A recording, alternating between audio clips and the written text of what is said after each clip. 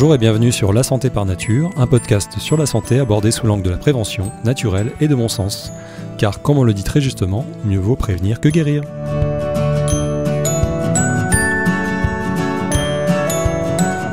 Je suis Anthony Viau, ex-pilote de ligne, aujourd'hui naturopathe à Paris et à Vannes en Bretagne, et c'est avec plaisir que je vous accompagne sur les chemins de la santé naturelle.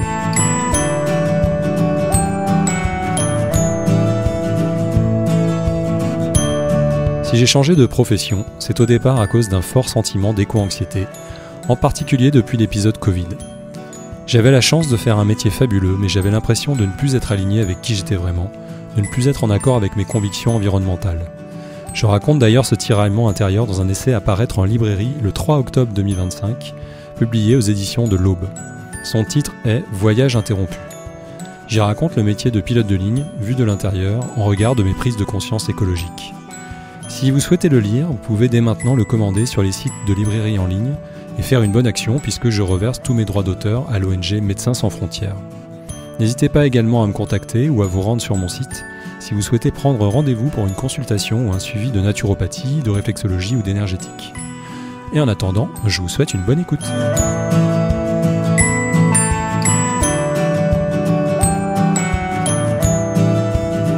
Aujourd'hui, je vais vous parler du gluten. Longtemps ignoré par la science, et parfois décrit comme une mode de bobo, dans laquelle s'est engouffrée toute une industrie du sans gluten, il révèle aujourd'hui de plus en plus sa vraie nature, celui d'un ami qui ne vous veut pas que du bien.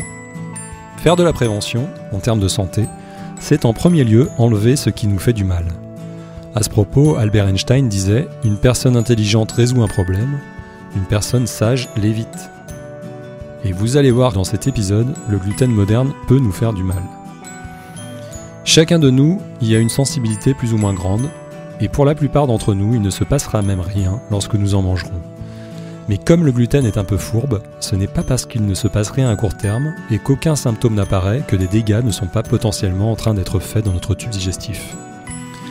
Pas la peine de paniquer, mais rester en bonne santé commence par s'informer, comprendre ce qui se passe dans notre organisme et adapter nos habitudes en fonction.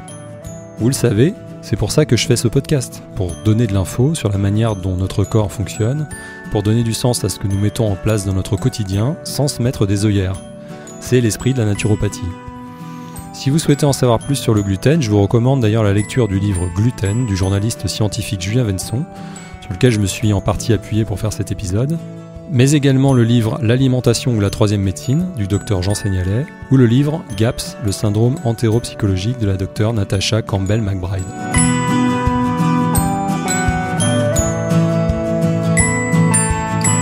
Saviez-vous que selon l'Observatoire du pain, un centre de ressources créé par les acteurs de la filière farine et pain, près de 98% des Françaises et Français consomment du pain, dont 83% tous les jours ?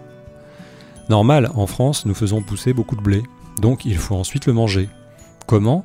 Eh bien, sous toutes ses formes. Pain, pâtes, pizza, semoule, biscuits, pâtisseries, viennoiseries, gâteaux, tartes, graissins, la liste est infinie. Ne dit-on pas dans la religion catholique « Donnez-nous aujourd'hui notre pain de ce jour » ou encore dans le langage populaire « Gagner son pain »,« Ça ne mange pas de pain »,« Obtenir quelque chose pour une bouchée de pain » ou encore « Manger son pain blanc ». L'agriculture, donc notamment la culture du blé, est née au Proche-Orient il y a plus de 10 000 ans, dans une zone comprise entre l'Iran, l'Irak et l'Anatolie, c'est-à-dire la partie asiatique de la Turquie. Et c'est sur un site nommé Choubaïka, situé dans l'actuelle Jordanie, qu'a été identifiée la plus ancienne préparation alimentaire pouvant ressembler à du pain. Ce seraient cependant les Égyptiens qui auraient inventé le pain à proprement parler en mélangeant de la farine avec de l'eau du Nil qui contenait des ferments. L'humain a au fil des temps sélectionné certaines variétés, telles que le blé dur, propice à faire les pâtes et la semoule. C'est d'ailleurs le blé le plus riche en gluten. Puis d'autres hybridations ont mené à la naissance de différents types de blé tels que l'épeautre et le froment, c'est-à-dire le blé tendre. Cependant, les humains ont ensuite opéré de nombreux croisements entre différents types de blé, en particulier depuis les années 1950, afin d'augmenter les rendements et la résistance des plantes face aux maladies. Mais ces variétés très productives nécessitent aujourd'hui la présence de pesticides pour subsister, en particulier car elles sont cultivées sous forme de monoculture. Très sensibles à la prolifération de micro-organismes ou d'insectes qui peuvent s'y installer. Car si une maladie s'installe dans un champ avec une seule variété de culture, il n'y a rien pour l'arrêter. D'où l'utilisation des pesticides. Pesticides qui tuent également la biodiversité locale et notamment les prédateurs de ces êtres vivants attaquant les cultures.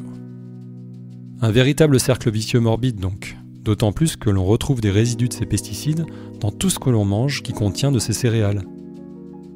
Donc quand on achète une baguette ou des pâtes, on en avale sans le savoir, à moins que le blé ne soit bio, ce qui est très rare. Selon l'ONG Foodwatch, on retrouve des résidus de pesticides, heureusement en faible quantité, dans 90% du pain à base de blé. Mais qui sait ce que cela fait comme dégâts en nous ? D'ailleurs, ce n'est pas valable uniquement que pour le blé, puisqu'en France, seuls environ 10% des cultures le sont en bio. Alors que le bon sens serait que le bio, c'est-à-dire les cultures sans pesticides, soit la norme. Un autre problème est qu'à force de manipuler génétiquement le blé, on l'a rendu moins bon pour la santé que le blé que mangeaient nos ancêtres. En effet, le revers de la médaille de ce blé moderne très productif est d'être moins digeste, plus susceptible d'entraîner des allergies, et peut stimuler le système immunitaire de manière excessive, en particulier au niveau de l'intestin, et c'est ce que nous allons voir plus loin dans cet épisode. Vous avez d'ailleurs peut-être entendu parler de la maladie cœliaque, pathologie auto-immune que l'on appelle aussi intolérance au gluten, dont les chercheurs de la clinique Mayo aux États-Unis pensent que le plus grand responsable de l'augmentation constante des cas dans le monde seraient les mutations que les humains ont fait subir au blé dans les années 1960. Dans ce cas particulier, le gluten entraîne la production d'anticorps qui vont s'attaquer à la paroi de l'intestin et perturber l'absorption des nutriments.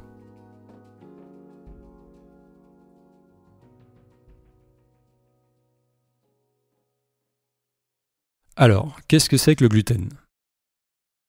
Ce qu'on appelle gluten n'existe pas en tant que tel dans les céréales, mais est en réalité un mélange de protéines qui y sont présentes, principalement des protéines non solubles dans l'eau, appelées prolamine et gluténine, qui se lient entre elles quand on ajoute de l'eau à leur farine pour en faire la pâte. Sachez que le nom de la prolamine que renferme le blé est la gliadine. Retenez ce terme, je vous en reparlerai plus tard. Par abus de langage et pour plus de simplicité, on parle donc de céréales avec ou sans gluten.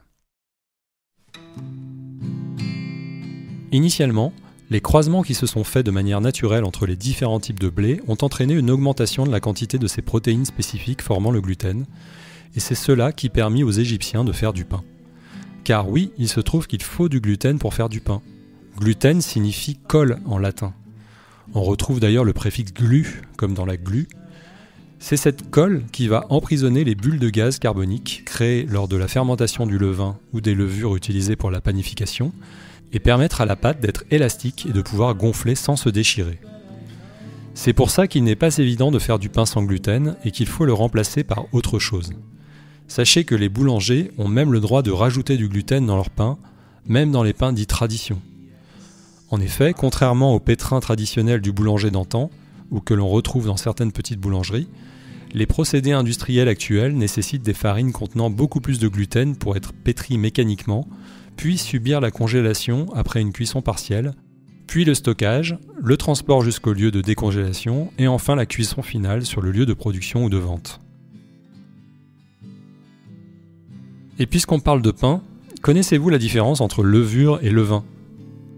Eh bien, la levure dite de boulanger est faite uniquement de champignons microscopiques qui produisent une fermentation alcoolique pendant 1 à 2 heures. Le levain, lui, est un mélange de champignons qui produisent également de l'alcool en fermentant et de bactéries lactiques similaires à celles que l'on retrouve dans les probiotiques, qui utilisent cet alcool pour engendrer ce qu'on appelle une fermentation lactique. Le processus est plus long, 8 à 10 heures, mais la fermentation est complète, puisque l'alcool est utilisé, alors qu'elle ne l'est pas dans le cas des levures seules. Je ne parlerai pas ici de la levure chimique à base de bicarbonate de sodium qui crée du CO2 de manière très rapide. Donc vous voyez l'intérêt pour les boulangers ou les industriels de l'agroalimentaire d'utiliser la levure ? C'est beaucoup moins long à préparer. Donc, au final, ce qui change entre levure et levain, c'est le goût, la durée de conservation du pain et son apport nutritionnel, puisque la fermentation au levain étant plus longue, le pain a le temps de maturer, de s'enrichir et de prendre du goût. Et puis le levain dégrade l'acide phytique qui se trouve dans les céréales, en particulier si elles sont complètes, le transformant en phosphore. Or, cet acide phytique est problématique s'il reste intact, car il se lie aux minéraux présents dans les céréales et les rend en partie inassimilables. De plus, l'acide phytique complique la digestion de l'amidon qui est un des principaux composants des céréales. Ce qui fait que si vous pensez vous faire du bien en mangeant des céréales complètes, sachez que c'est là où il y a le plus d'acide phytique. Donc un pain complet non bio préparé à la levure de boulangerie, c'est des résidus de pesticides, de l'acide phytique rendant une partie des minéraux inassimilables et de l'amidon difficile à digérer. Vous voyez où je veux en venir ? Si vous souhaitez vraiment manger du pain, prenez-le bio et au levain. À vous de trouver une boulangerie qui travaille de cette manière-là, et encore mieux avec des blés anciens. Et lorsqu'on utilise la levure, les boulangers et les industriels doivent même parfois rajouter des additifs plus ou moins chimiques pour donner du goût au pain. Mais surtout, la grosse différence en termes de santé, c'est que pendant la fermentation lente du levain, une enzyme produite par les bactéries lactiques va découper la gliadine, ce qui va permettre en quelque sorte une prédigestion du gluten et rendre le pain beaucoup plus digeste. Je pense que vous avez compris que si vous mangez du pain, il valait donc 1000 fois mieux manger du pain au levain plutôt qu'aux levures, en particulier si l'on est sensible au gluten. Mais nous verrons que tout le monde tirerait en fait bénéfice à réduire sa consommation de gluten pour d'autres raisons. Donc, à retenir, dans le pain fait avec des levures, le gluten et l'acide phytique restent intacts. C'est également le cas de tous les aliments à base de blé qui ne sont pas fermentés par du levain, tels que les pâtes. Et sachez que lorsque vous achetez une baguette classique ou du pain industriel, vous pouvez être quasiment sûr qu'elle a été faite avec de la levure. À vous d'en tirer les conséquences.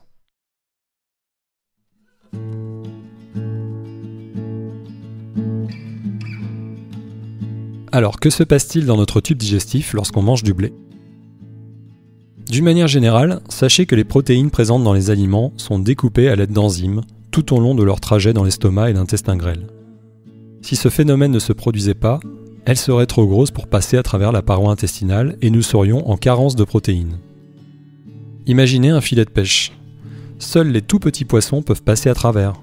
Si vous êtes un gros poisson, le filet vous arrête. Sauf que ça, c'est valable si le filet est neuf ou en bon état. S'il est endommagé ou usé, certaines mailles vont être absentes ou trop lâches et des poissons plus gros vont s'échapper. Dans l'intestin grêle, qui est la zone où les nutriments sont absorbés, c'est un peu la même chose. Une muqueuse intestinale en parfait état va laisser passer dans le sang uniquement les minuscules nutriments dont le corps a besoin. Mais certains facteurs peuvent dégrader les mailles du filet, notamment les pesticides si l'on ne mange pas bio. C'est pour ça que je vous encourage à manger bio au maximum, ou l'inflammation qui peut être liée à de nombreux facteurs tels que le stress, la malbouffe, certains virus, ou un déséquilibre de notre microbiote intestinal par exemple. Mais également le gluten. Mais j'y reviendrai. Bref, quand on mange du blé, sous forme de pain, de pâtes, de pizza, etc., il se trouve qu'une des protéines présentes dedans, la gliadine, qui, comme je vous disais, fait partie du gluten, a beaucoup de mal à être découpée par les enzymes digestives. Elle arrive donc quasiment intacte dans l'intestin grêle. Et en tant que très grosse protéine, vous comprenez donc que deux cas se présentent alors. Soit la muqueuse intestinale est en bonne santé, et la gliadine poursuit son chemin puisqu'elle ne peut pas passer dans le sang, soit les mailles du filet de cette muqueuse sont dégradées, c'est ce qu'on appelle l'hyperporosité intestinale, ou leaky gut en anglais, intestin qui fuit, et la gliadine va passer au travers et se retrouver dans le sang. Et là, c'est le début des ennuis, puisque notre organisme comprend que ce n'est pas normal qu'une protéine non digérée, donc inassimilable en l'état, car trop grosse, se retrouve dans le sang, et il va considérer que c'est un intrus qu'il faut détruire, comme s'il s'agissait d'un virus. On appelle ça un antigène. Il va donc déclencher l'alerte et mobiliser le système immunitaire qui va faire venir des cellules spécialisées dans la protection du sang, les anticorps. Avec au passage une sécrétion d'histamine qui va avertir le corps entier qu'il y a un problème à cet endroit. Vous imaginez si ce phénomène se répète à chaque repas ? Les tartines le matin, les pâtes le midi, le pain à chaque repas, le pain au chocolat à 4 heures, la pizza le soir. Eh bien, c'est la porte ouverte à une surchauffe du système immunitaire qui sera du coup moins disponible pour traiter d'autres agressions. Notre immunité globale va s'en ressentir. Et puis, on se sentira fatigué, car la mobilisation permanente de notre système immunitaire demande beaucoup d'énergie. Dans ce cas d'hyperporosité intestinale, il n'y a en plus pas que la gliadine qui passera dans le sang. D'autres grosses molécules peuvent aussi passer, ce qui rajoute du boulot au système immunitaire. Et à la longue, à force de combattre tous ces intrus, il peut en arriver à se dérégler et se mettre à attaquer nos propres tissus en particulier si ces tissus sont faits de cellules dont la composition ressemble aux molécules alimentaires qui se retrouvent dans le sang. C'est ce qu'on appelle les maladies auto-immunes. C'est pour cela que l'immunologue montpelliérain Jean Seignalais faisait partie de celles et ceux qui parlaient dès les années 80 de l'importance primordiale d'une bonne santé de notre muqueuse intestinale. Mais ce n'était bien sûr pas le premier, puisqu'on attribue à Hippocrate la phrase « Toute maladie commence dans l'intestin ». Alors vous me direz « Oui, mais si j'ai un bon intestin grêle, ce que tu racontes ne me concerne pas ». Effectivement, et tant mieux pour vous, mais sachez que de plus en plus de personnes sont concernées à cause du monde dans lequel nous vivons. Je parlais des pesticides et du stress, mais il y a aussi des additifs dans l'alimentation industrielle, le sucre ou l'alcool par exemple qui agressent en permanence la muqueuse intestinale, ainsi que notre microbiote, c'est-à-dire notre flore intestinale. Or, si vous ne le saviez pas, sachez qu'un microbiote riche et dense est capital pour former une sorte de barrière de protection collée à la muqueuse intestinale et est nécessaire à la bonne sécrétion d'un mucus de protection de la muqueuse. Que ce soit au niveau de l'intestin grêle ou du gros intestin, un peu plus bas. Pour reprendre l'analogie du filet de pêche, c'est comme s'il y avait un film de protection collé aux mailles qui représente une seconde couche de filtration.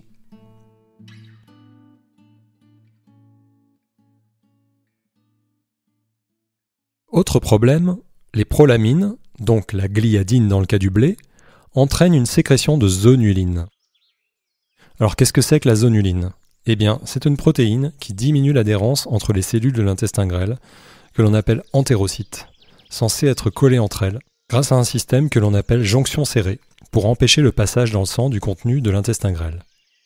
Normalement, les nutriments doivent traverser les entérocytes pour arriver dans le sang, et sont au passage filtrés et rendus inoffensifs si besoin. Mais lorsque de la zonuline est sécrétée, cela engendre un écartement des cellules de l'intestin grêle entre elles, et donc une porosité excessive de la muqueuse intestinale. On se retrouve donc avec ce fameux problème de maille du filet trop grande dont je viens de vous parler. Les nutriments ne passent plus au travers des entérocytes, mais entre elles, et ne sont donc plus ni filtrés ni triés.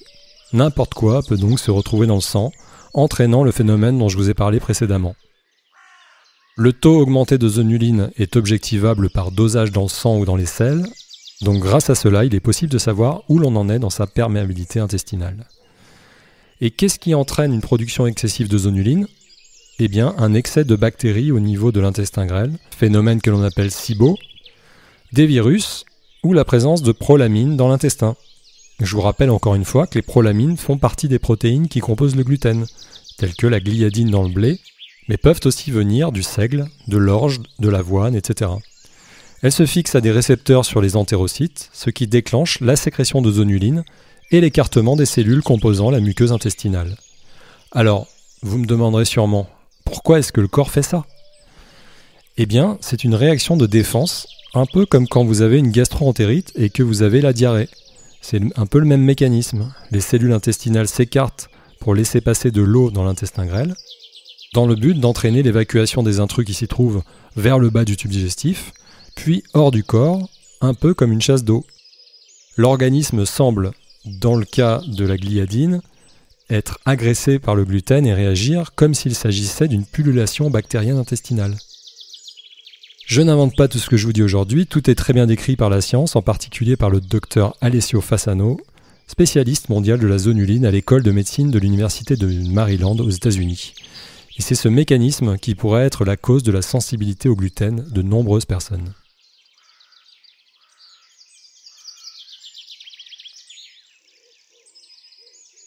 En général, les pro-gluten ou les personnes peu informées sur le sujet vous diront que tant qu'on n'a pas la maladie cœliaque, c'est-à-dire d'intolérance franche au gluten, ou tant qu'on n'y est pas allergique, on peut en manger autant qu'on veut. Mais sachez que lorsque vous mangez du blé, de l'orge, de l'épeautre, du seigle, de l'avoine ou du kamut, vous mangez du gluten. Et on l'a vu, les modifications humaines faites sur le blé, qui est la céréale que l'on consomme le plus dans les pays occidentaux, fait que le gluten aujourd'hui n'a plus rien à voir avec le gluten d'antan, et que la manière dont il est transformé non plus, notamment dans le pain fait avec des levures. Or, rappelez-vous de ce que je disais au début de l'épisode, 98% des Françaises et Français mangent du pain.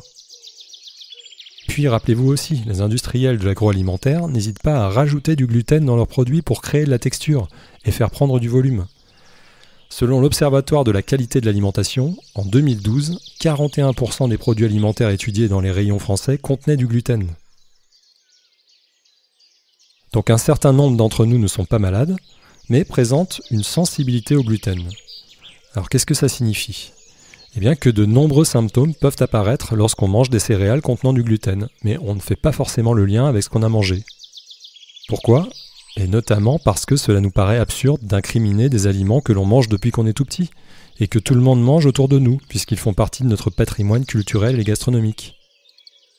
Saviez-vous que l'on dénombre environ 33 000 boulangeries en France, et que 70% des Français mangent des pâtes au moins une fois par semaine ? Tout ce blé que l'on voit cultivé partout autour de nous, il faut bien le consommer. Rappelez-vous comment fonctionnent les publicités sur les affiches. C'est un peu le même principe en ce qui concerne les boulangeries. En voir en permanence autour de nous incite à nous y rendre. Et puis, on va pas se mentir, qui peut résister à la bonne odeur du croissant chaud qui sort du four ? Alors, on mange son pain, ses pâtes, sa semoule, ses viennoiseries, faites avec des blés qui n'ont plus rien à voir avec le blé nourricier de nos ancêtres, et parfois, on souffre en silence. C'est le quotidien d'un certain nombre d'entre nous. Et puis un jour, on lit un article sur le gluten, ou on écoute un podcast qui explique comment tout cela fonctionne. Et on arrête d'en manger pendant un moment pour voir. Faites l'expérience, la prochaine fois que vous irez dans un hypermarché, de dénombrer tous les rayons qui contiennent des aliments contenant du gluten. Si vous décidez un jour de le supprimer de votre alimentation, vous allez vous rendre compte qu'il y a des rayons entiers où vous ne mettrez plus jamais les pieds.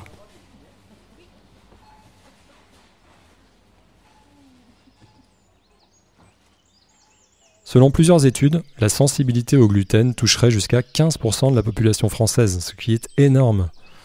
Et même chez les personnes n'ayant apparemment aucun problème à manger des céréales contenant du gluten, il a été noté une diminution du nombre de molécules pro-inflammatoires au niveau de l'intestin, ce qui est bénéfique pour la santé.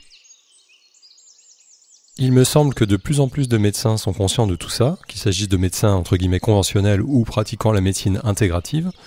Donc n'hésitez pas à leur parler de cette histoire de gluten, et peut-être en accord avec le ou la vôtre, essayez de supprimer les aliments qui en contiennent pendant quelques semaines, voire quelques mois, pour voir les effets sur votre système digestif.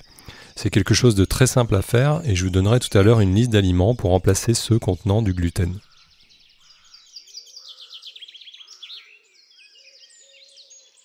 Et puis sachez que des études établissent un lien entre taux élevé de zonuline dans le sang, donc maille du filet intestinal trop grande, et tout un tas de problèmes de santé allant de l'augmentation des symptômes du type TDAH, aux migraines, à la maladie cœliaque, c'est-à-dire l'intolérance au gluten, en passant par de nombreuses pathologies auto-immunes telles que spondylarthrite ankylosante, maladie de Crohn, polyarthrite rhumatoïde ou lupus.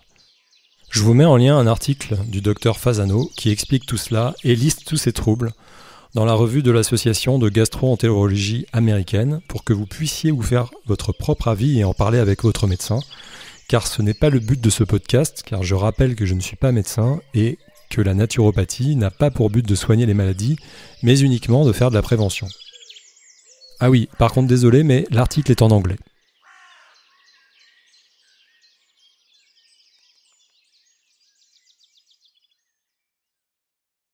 Une autre spécialiste des troubles liés à la dégradation intestinale est la docteure Natasha Campbell-McBride, médecin et neurologue, qui dirige actuellement la Cambridge Nutrition Clinic en Angleterre.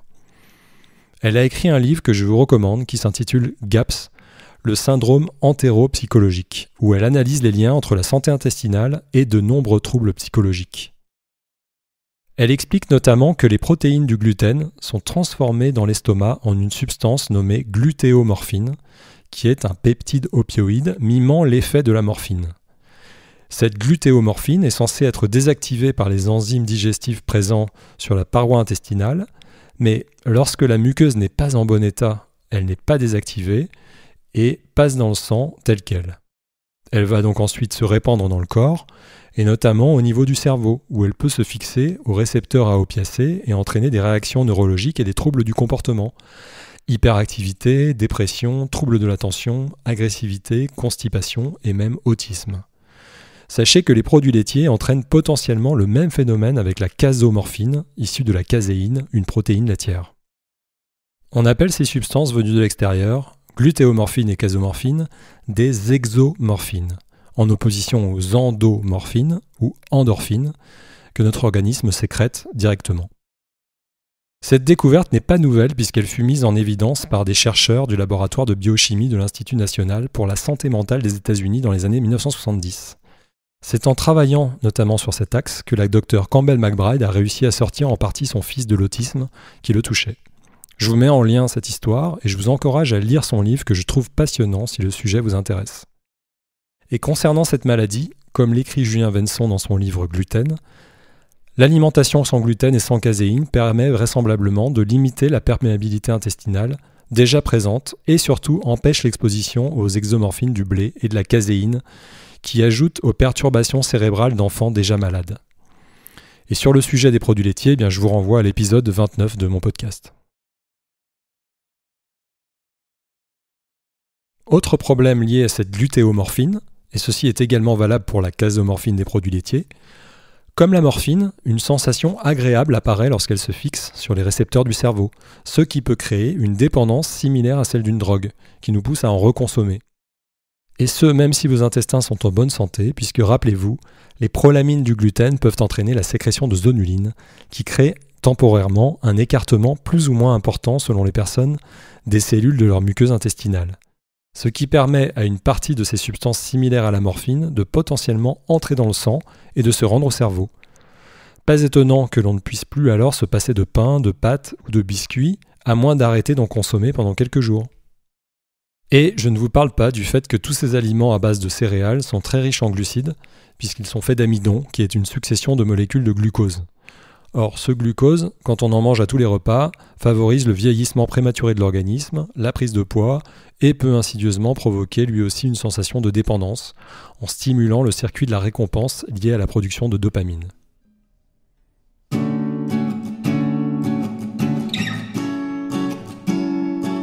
Et puis, le tableau ne serait pas complet si je ne vous parlais pas des lectines. Les lectines sont des protéines présentes notamment dans les céréales complètes, qui servent à la plante à se défendre de ses prédateurs afin de survivre pour se reproduire. Par exemple, dans le germe de blé, qu'il soit moderne ou ancien, une lectine appelée agglutinine protège la plante des insectes, des levures et des bactéries. Les protéines du gluten sont également des sortes de lectines. Les lectines sont des glycoprotéines, ce qui signifie qu'elles se collent à des glucides dans l'organisme qui les avale, ce qui peut créer des troubles. C'est comme ça que la plante survit, en empoisonnant à petit feu son prédateur. Dans le corps humain, les lectines peuvent entraîner plusieurs dérèglements. Elles ont la capacité à se coller sur la muqueuse intestinale ou aux bactéries de notre microbiote, et de gêner leur fonctionnement, voire de participer à la création d'une hyperporosité intestinale. Et puis, l'agglutinine du blé ressemble comme 2 gouttes d'eau à l'insuline, ce qui fait qu'elle va parfois se positionner sur les récepteurs à l'insuline du corps et jouer un rôle de perturbateur endocrinien, pouvant potentiellement participer à une future résistance à l'insuline et à une prise de poids. Plusieurs mécanismes nous permettent de neutraliser les lectines, tels que le mucus intestinal ou l'action de notre microbiote. Mais chez certaines personnes au terrain sensible, elles peuvent poser problème. Raison de plus dans ce cas pour réduire, voire éviter les céréales complètes, et en particulier le blé complet, car c'est dans le germe qu'il y a le plus de lectines.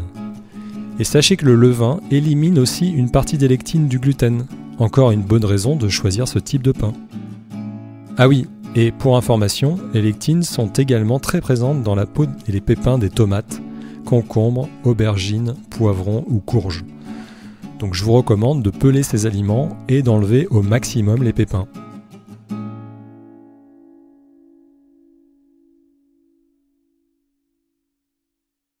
Bon alors, si l'on a envie d'essayer une alimentation sans gluten, soit parce qu'on sent que ça nous ferait du bien, soit dans une optique de prendre soin de sa santé sur le long terme. Comment faire ? Eh bien déjà, je vous conseille de vous méfier des aliments industriels estampillés sans gluten, comme par exemple les pâtes sans gluten. Elles sont souvent faites avec des farines aux index glycémiques très élevés tels que la farine de riz et pourraient à la longue vous être préjudiciables. D'une manière générale, tant du point de vue du gluten que de la gestion de votre glycémie, méfiez-vous des aliments à base de farine, surtout si vous avez des problèmes de régulation de votre poids. À titre personnel, je vous recommande plutôt de rester sur des céréales brutes. Or, vous l'aurez remarqué, il est impossible de manger brutes les céréales contenant du gluten. Il faut les transformer, en général sous forme de farine. Et qui dit farine, dit souvent élévation de l'index glycémique, perte de minéraux, destruction des fibres, etc. Il est en effet impossible de manger du blé tel quel, même cuit, alors qu'en ce qui concerne les autres céréales, en général on peut. Dans le cas du riz par exemple, vous pouvez le manger tel quel, il suffit de le faire cuire. Mais pour revenir aux aliments industriels sans gluten, ils ne contiennent certes pas de gluten, mais ne sont pas forcément plus sains que des aliments industriels classiques. La différence, c'est qu'ils sont souvent beaucoup plus chers, vu que le secteur de l'agro-industrie a bien compris qu'il y avait de l'argent à se faire dans ce domaine.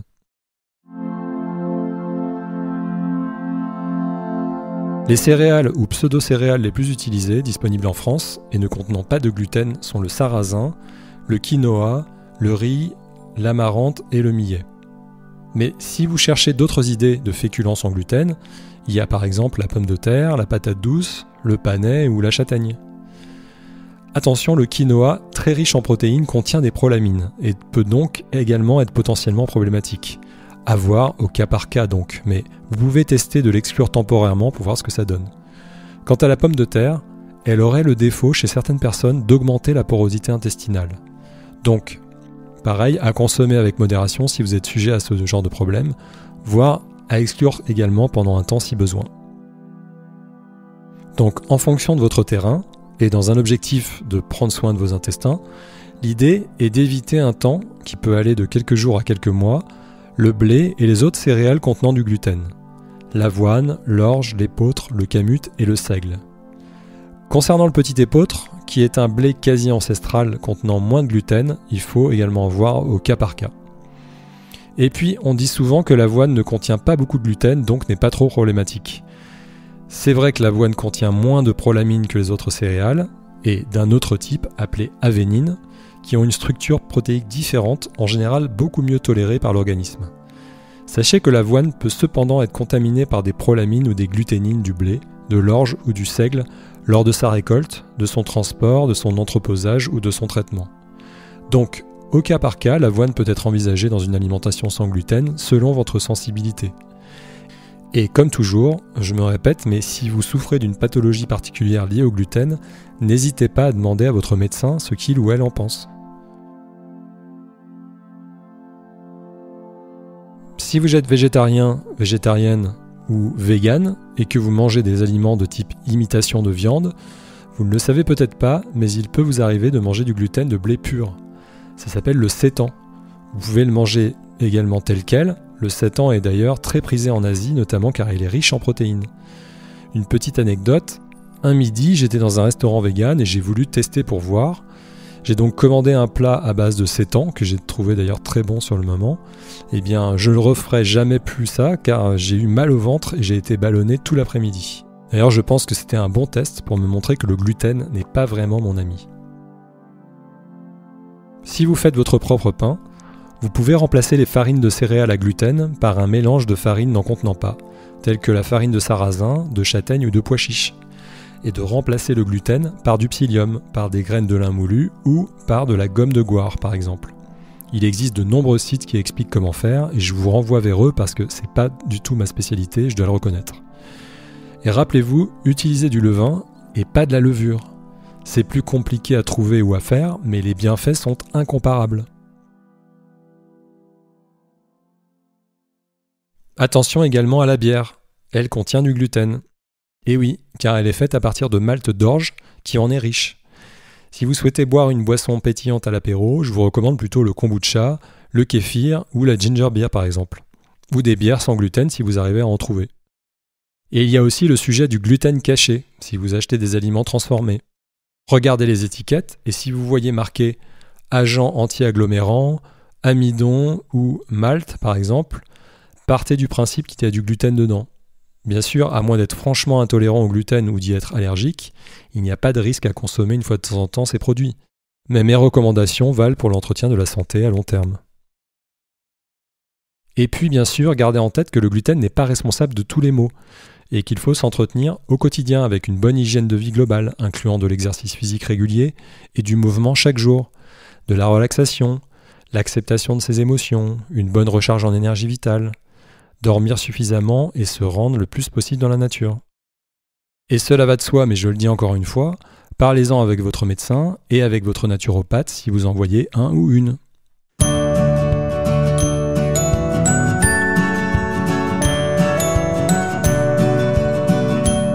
Voilà, c'est tout pour aujourd'hui.